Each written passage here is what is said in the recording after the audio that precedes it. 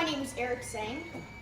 What we're printing here on the Creality Ender 5 is a facial shield for doctors treating patients with coronavirus.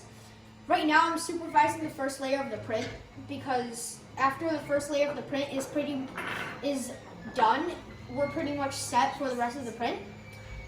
So this is, like right now, it's the only facial shield approved by the NIH.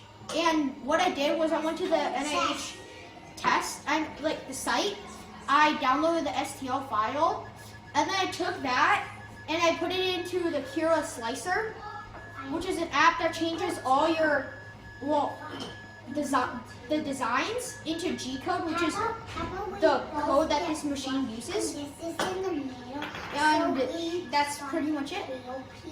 After this, we're gonna take a hole punch and then hole punch it into a piece of plastic. And there are 3 knobs right here that we can put the plastic over, and then we're just gonna ship it to the hospital, and hopefully the doctors will be able to use this and treat patients with coronavirus.